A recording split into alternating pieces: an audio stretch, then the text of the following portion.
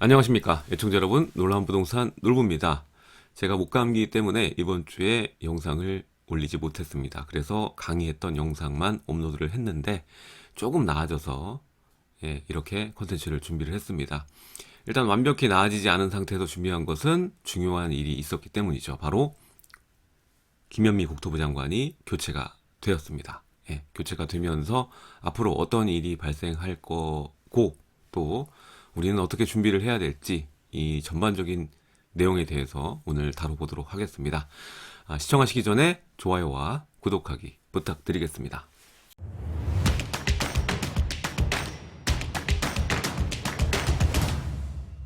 자, 앞서 말씀드린 바와 같이 이 부동산 24번째 정책을 마지막으로 이 김현미 국토부 장관이 교체가 됩니다. 그래서 새롭게 뒤에 장관직을 이어받을 사람은 변창흠 내정자입니다. 자, 말이 굉장히 많아요. 이분에 대해서. 자, 이분이 누구냐면 현재 이 한국토지주택공사, 그러니까 LH의 사장인 공기업인입니다. 정치와는 관련이 크게 없는 분이죠. 그럼에도 불구하고 왜 말이 많겠습니까? 관계된 분들이 모두 이 정권의 핵심 인사들이기 때문입니다. 대표적으로 현재 부동산 정책의 설계자라고 불리는 김수현, 그렇죠? 그리고 지금 안타깝게 세상을 떠나신 도시재생의 또 아버지 박원순, 이런 분들과 굉장히 친밀한 관계로 부동산 정책에 관여를 적극적으로 했던 분이기 때문에, 그리고 지금 LH의 움직임이나 이런 모든 것들을 봤을 때 지금 김현미 장관 체제 아래에 있는 상황보다 더 좋지 않은 상황으로 갈 것이라고 판단되는 이 여론이 많습니다. 그래서 각종 매체, 커뮤니티 지금 강한 비판을 내고 있죠. 비 피했더니 우박이 내린다. 똥차를 피했더니 쓰레기차가 왔다. 개를 피했더니 호랑이가 나타났다. 이런 얘기를 하고 있습니다. 자, 일단은 이렇게 얘기가 많이 나오는 건 이유가 있어서입니다. 이유가 없는데 이런 얘기가 나오는 건 아니거든요. 이미 이 세간에 많은 이야기를 하셨던 분이기 때문에 오늘은 그에 대한 이야기를 중심으로 해서 이분이 앞으로 어떤 정책을 필 건지 대략적인 판단을 또 해볼 수가 있기 때문에 거기에 대한 얘기를 해보고 앞으로 시장이 장관이 바뀌게 되면서 또 어떠한 방향으로 흘러갈지 예상을 해보면 좋겠죠. 그래서 이분이 했던 이야기들과 그리고 이전에 앞서서 생각했던 정책에 대해서 함께 살펴볼 텐데요. 살펴보기 전에 한 줄 평으로 좀 먼저 얘기를 드리자면은 이분은 자본주의 자체를 이해하지 못하는 분입니다. 서울대 경제학과 출신임에도 불구하고 자본주의 기본도 잘 모르시는 분이다. 저는 이렇게 평가를 내리고 오늘 내용 시작하도록 하겠습니다. 자, 먼저 이분을 보면은 도시재생과 그리고 주거복지 분야가 주 종목이신 분입니다. 그래서 도시재생 하면은 아시죠? 그냥 벽에다 그림 그리는 거. 그리고 이 많은 분들이 지금 24번째까지 정책이 왔잖아요. 이 정책에 대해서 계속적인 비판 여론을 어떻게 생각하느냐고 물어봤더니 집값이 많이 올랐기 때문에 거기에 대해서 소외된 이 박탈감 때문에 여론이 이렇게 들끓는다라고 이야기를 하신 분입니다. 이게 굉장히 아다르고 어다른데요. 지금 부동산 정책에 대해서 비판 여론의 주체가 누구냐에 따라서 앞으로 정책을 어떻게 필 건지가 정해질 텐데, 지금 박탈감, 그러니까 소외된 사람들의 박탈감이 비판 여론을 생성한다라는 생각은, 그러니까 지금까지 나온 정책들이 약하기 때문에 그렇다. 그러니까 더 세게 해서 누구나 똑같게 박탈감 없이 만들어야 된다. 이런 생각 아니겠습니까? 근데 실제적으로 보면은 비판 여론이 발생하는 거는 지금 공급이 제한되어 있는 상황. 그러니까 특히 신규 주택에 대한 제한보다는 물론 이 정비 사업에 대한 그 제재 이런 것도 중요한 부분이긴 하지만 제일 중요한 건 기존 주택을 거래하는 걸 방해했잖아요. 지금 양도세 중과를 때려서, 그쵸? 거래하기 어렵게 만들었기 때문에 시장에서 거래할 수 있는 물건이 10개였는데 5개, 3개로 만든 게 지금 이 정책이잖아요. 그래서 거기에 대해서 비판하는 건데, 이 박탈감이라니 생각 자체가 다른 거예요. 아예 그냥 머리의 뇌구조가 다른 거기 때문에 지금 여기에 대한 비판 여론의 그 당사자 주체가 양도세 중과를 폐지하라, 이 사람들의 그 비판 여론을 의식하는 게 아니라 집값이 너무 올랐어, 이거를 내려놔야지, 우리는 청년들은 어떻게, 20대 젊은 친구들은 어떻게 집을 사라고, 이러한 비판 여론을 의식해서 정책을 만들어야 된다고 생각하는 사람인 거예요.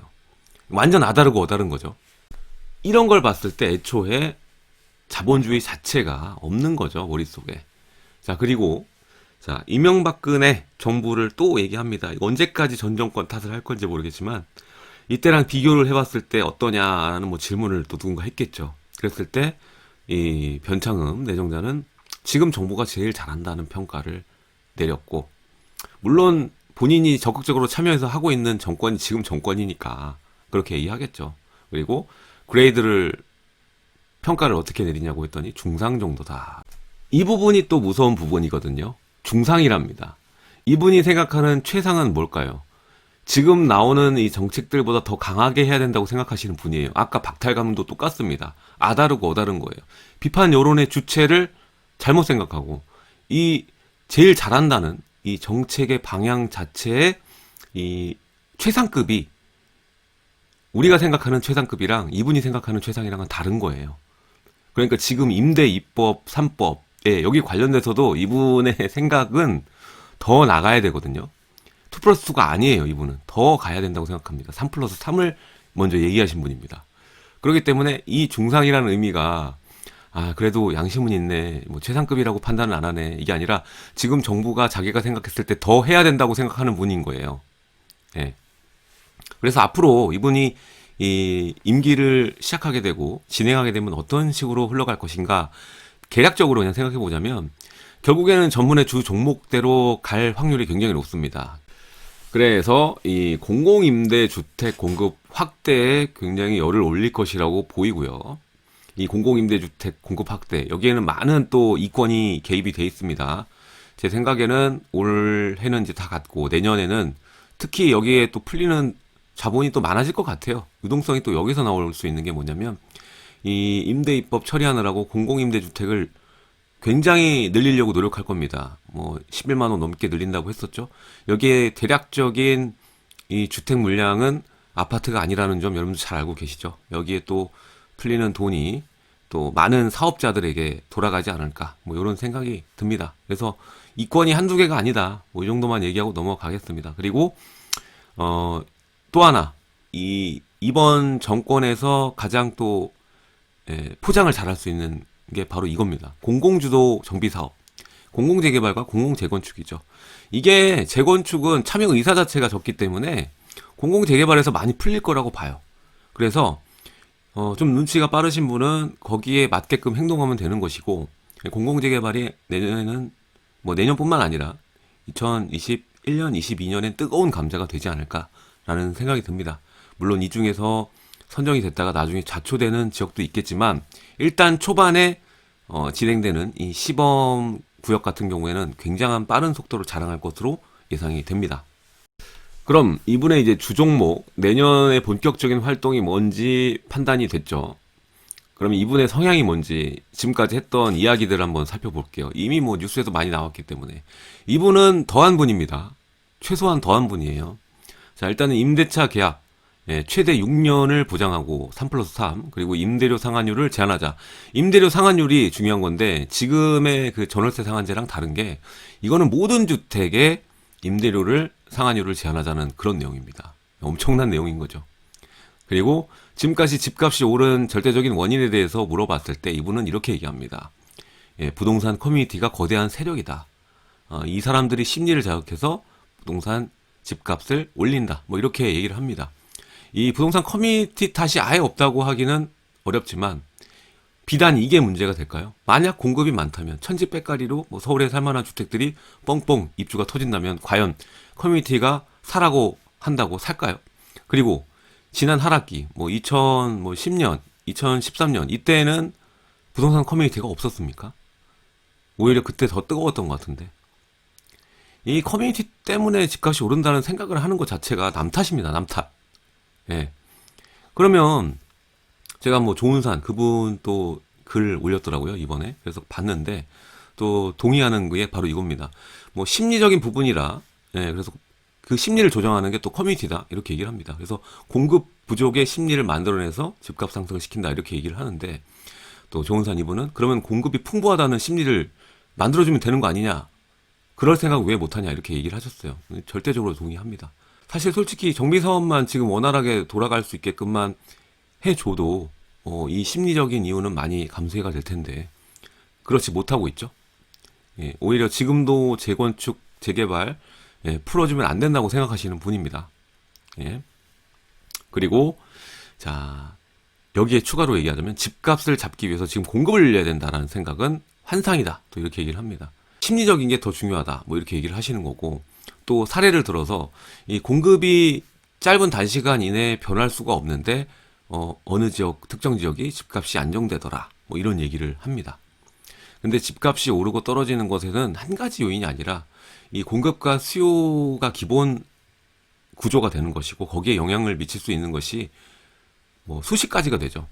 그러다 보니까 여기에 대한 모든 것들을 고려해서 정책을 펴주는 게 좋은 것이고요. 중요한 거는 지금 공급을 늘려야 된다는 것이 새 집을 많이 만들어 달라는 게 아니거든요. 그렇죠? 지금 기존에 거래할 수 있는 물량 자체를 늘려주는 것도 공급입니다.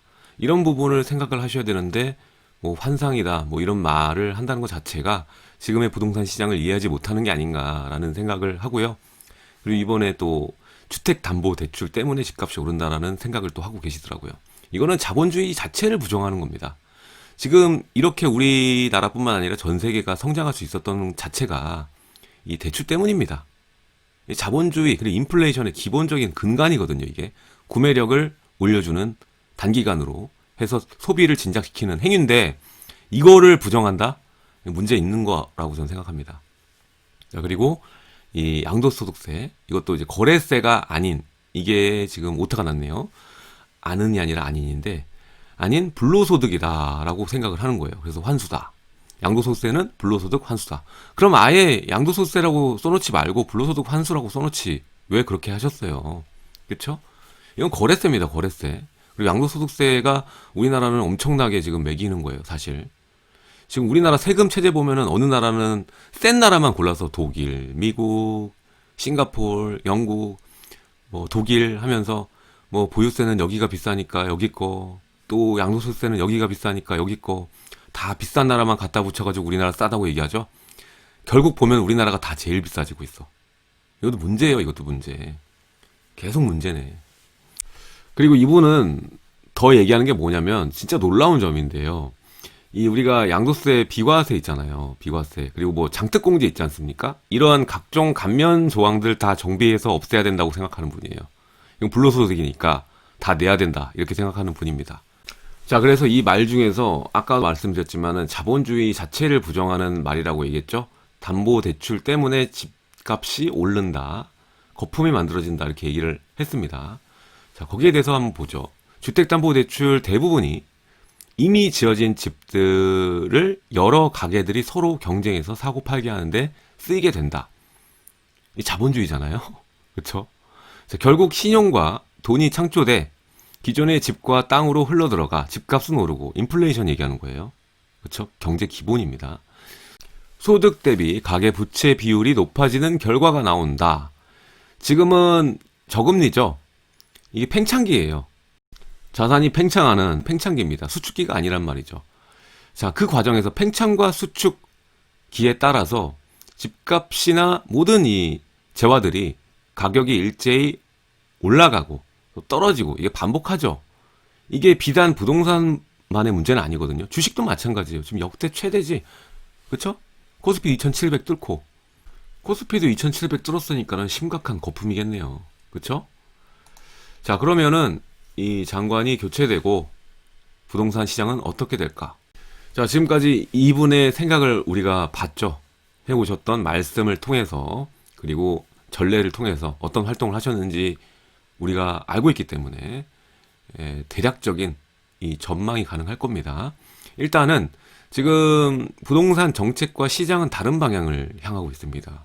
그래서 나타난 이 문제가 전세가 폭등 그리고 매매가가 연이어 상승하는 이런 결과를 지금 맞게 되고 있는 건데 사실 가만히 두었어도 이 정도 매매 가격과 전세 가격이 되지 않았을 거예요. 근데 이 인플레이션을 넘어서 초인플레이션을 만든 거는 사실 부동산 정책이기 때문에 이거를 원래대로 돌려놓는 행위가 필요한 건데 그러지는 않고 있습니다. 엄청나게 고집을 부리고 있는 거거든요.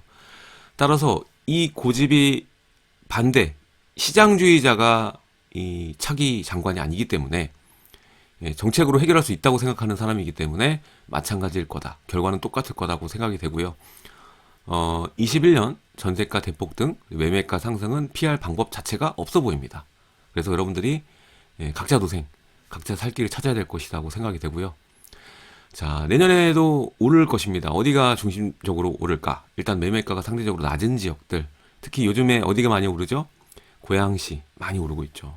그렇죠? 이미 규제 지역임에도 불구하고 그동안 덜 오른 지역 오르고 있고요. 그리고 비규제 지역 파주 말할 것도 없이 직각으로 올라서서 거래가 되고 있고, 뿐만 아니라 이 인천 지역도 뭐 청라 그리고 송도 이런 지역들이나 또 부천, 네, 그리고 지방 시장들 다 너나 할 것 없이 오를 겁니다. 내년에는. 예, 왜? 임대가가 미쳤거든요. 이건 내년에 더 심각해질 거예요. 그리고 다음 컨텐츠로 또 여러분들에게 얘기를 할 텐데, 정책으로 썼는데 칼날에 대해서 돌아오는 게 있습니다. 그게 바로 뭐냐면, 자, 임대입법과 비슷한 맥락이에요. 바로 임대사업자입니다. 임대사업자 자동말소. 자동말소가 주는 그 현상들이 있습니다. 엄청난 물량이 자동말소되면서 거기에서 발현되는 임대가 폭등. 예. 그것도 얘기를 하고 넘어가야겠죠. 예. 자, 우리는 어떻게 봐야 될 것이냐. 이럴 때 지금 당장에 급해서 물건을 택하는 것보다는 일단은 아까도 말씀드렸지만은 팽창기와 수축기가 있습니다. 이렇게 팽창만 할 수는 없거든요. 수축기가 올 수 있습니다. 그렇기 때문에 장기적으로 보고 이 정비 사업과 관련된 미래의 그 시대를 선도할 신축 주택에 나올 수 있는 R을 찾아서 정비 사업 관련 투자처에 관심을 두는 것이 지금으로서는 가장 좋은 선택이 되지 않을까. 그리고 자본이 허락하지 않으신다면 지금 많이 올랐다고 생각을 하시지 마시고 내가 살 수 있을 때, 아직 늦지 않았습니다. 살 수 있을 때. 지금까지 패턴 보시면 나중에는 대출이 아예 안 나와버릴 수도 있을 것 같아요. 아예 안 나와버리고 다 규제 지역으로 묶이거나 이렇게 여러 가지 방해 요소들이 생기기 전에 먼저 선택을 잘 하시는 게 더 낫지 않을까. 왜냐? 내년과 내후년엔 더 심각할 거기 때문에. 그리고 지금 여러분들이 고려하는 주택은 나중에 가격이 수축기로 돌아가도 크게 꺾이지 않을 겁니다. 걱정은 접어두시고 내 집 마련은 투자가 아니다. 투기가 아니다. 라는 것 명심하시고 살 길을 찾으셨으면 좋겠습니다. 감기 때문에 목 상태가 별로임에도 불구하고 지금까지 시청해주셔서 감사드립니다. 게다가 뭐 두통까지 좀 있기 때문에 뭐 제정신이 아닐 수도 있습니다. 아무튼 간에 지금 장관이 교체되고 좀 걱정이 됩니다. 개인적으로. 예, 걱정이 됩니다. 특히 주택담보대출 때문에 집값이 올랐다고 생각한다면 다음엔 어떤 스텝이 나오겠습니까? 대출에 대해서 더 규제가 들어가지 않겠습니까? 그렇죠? 지금 40%에서 더 덜 받을 수도 있는 것이고, 아니면 가입 기준 15억 넘어가는 게 아니라 이제 9억만 넘어가도 대출이 안 된다거나, 그리고 조정 대상 지역도 더 대출이 안 나오도록 방향을 바꾼다던가, 전체 기본적인 LTV 룰을 바꾼다던가, 여러 가지 전략이 있겠죠. 그리고 임대 입법도 마찬가지예요. 갱신 청구권 이제 룰을 3+3 아니면 2+2+2까지도 바꿀 수 있다라는 겁니다. 정말 걱정이 됩니다. 자, 오늘 내용 여기까지 하도록 하고요. 다음 시간에도 좋은 내용으로 여러분들 찾아뵙도록 하겠습니다. 하단에 좋아요와 구독하기 부탁드리고요. 또 멤버십 가입하시면 이전에 강의했던 내용들 또 시청이 가능하시니까 많이들 가입해 주시기 바랍니다. 지금까지 놀란부동산 을부였습니다.